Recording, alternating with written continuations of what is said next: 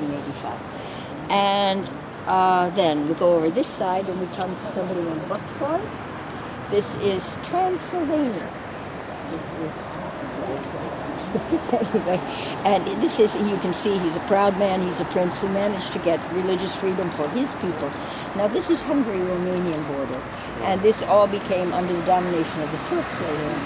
And at that time, and maybe they seem still to be, the Turks didn't really care about religion. They weren't trying to spread the Muslim state or anything. As long as you paid your taxes, you could worship any way you want. So often some of those Huguenots and so on, people found themselves out there. There's little pockets of French-speaking Protestants distributed in strange places, probably dying out. But I know of several, just because I've read about them in areas like the Ukraine, for example. Next man over is Oliver Cromwell. Probably some of you went to school when you still had to learn English history. And so he is known probably more to us as a famous old soldier who caused a lot of problems in the northern British Isles and Ireland. But he's there because he was active in a separatist Puritan movement within the English church. Now, the frieze next to him on our right of him, with two heads popping up, that's King William and Queen Mary who are receiving the Bill of Rights of the English people. And it's the preamble to that that's written up above in English. The English, as we probably all forgot in school, but they don't really have a constitution.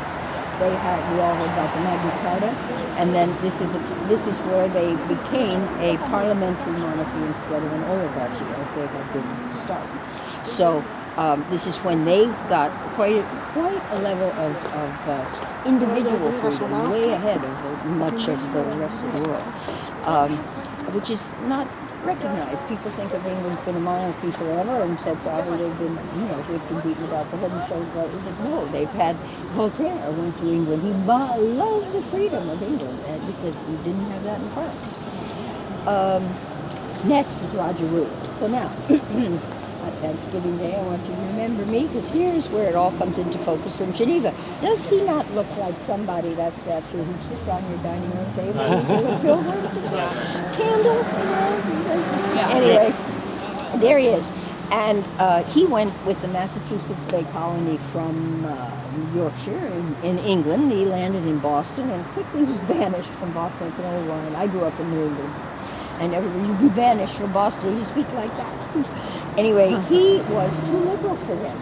And he went to Providence, Rhode Island, which everyone says that he founded Providence, Rhode Island, but he went there because he wasn't welcome in Boston. And he continued moving and finished up in Tennessee, founded the Baptist Church. And he's my other favorite person here, because the reason he was banished from all these places is because he was too liberal. Now, I read a bit about him, and he thought women should be veiled. They should not even be seen or heard, and all kinds of, seemed to me, very conservative things.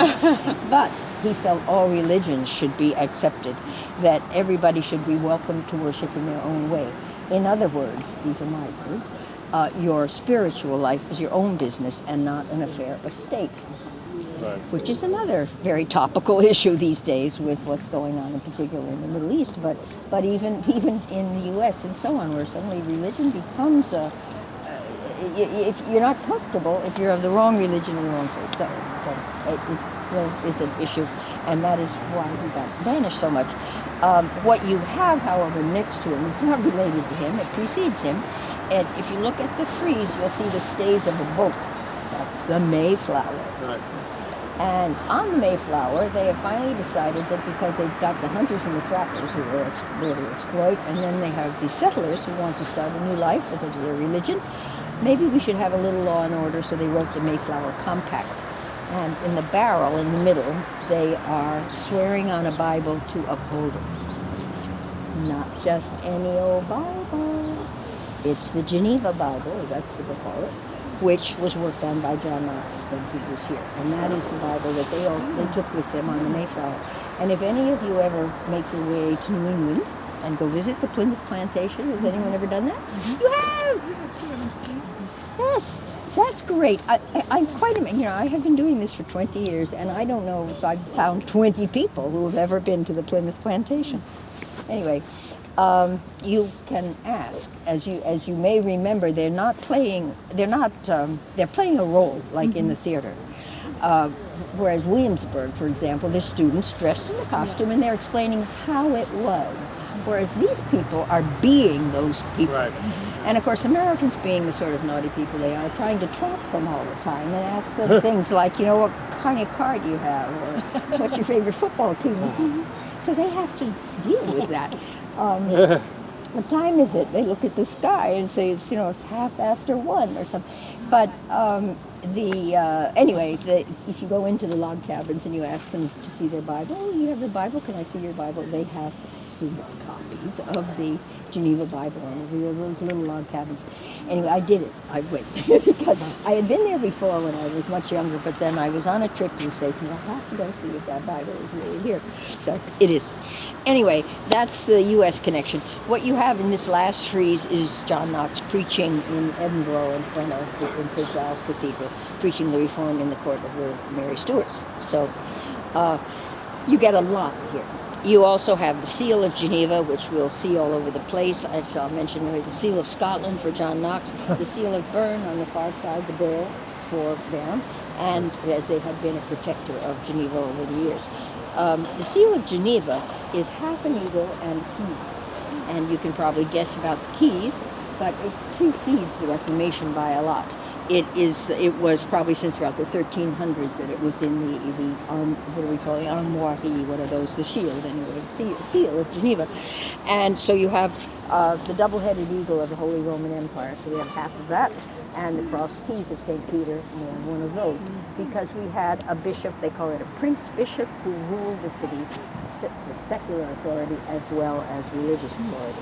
This is not uncommon. You see this image in other cities. The idea of a city-state and ruled by someone from the church was quite normal. And as we all know from what we all probably forgot probably, but the tension always between the emperor and the pope changing places and who crowns whom and so forth. So in this case, the fact that they are the best of all worlds, they are both. So that's the seal.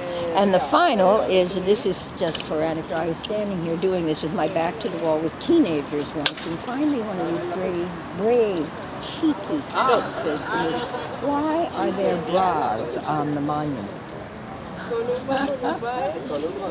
I thought, and it used to be, you see there's a lot of barbed wire and stuff up here. If you want media attention or just to be really naughty, you mess up this monument. And I have seen it with toilet paper draped around it. Once a bidet on Calvin's head.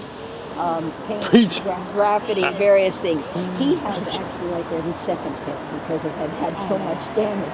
And so on. But anyway, I turned around expecting literally to see pieces of underwear. No. Post tenebras lux is the motto of Geneva, which means, of course, after the light, or out of the darkness comes the light. Yes, out of darkness comes the light. Reformation. So, but here we are. Should we go up to the bench and the leaving that comment aside? Go to the bench and the so we're going along on foot? Yes, we are. Oh, okay. Because once you had talked about yes, busing it.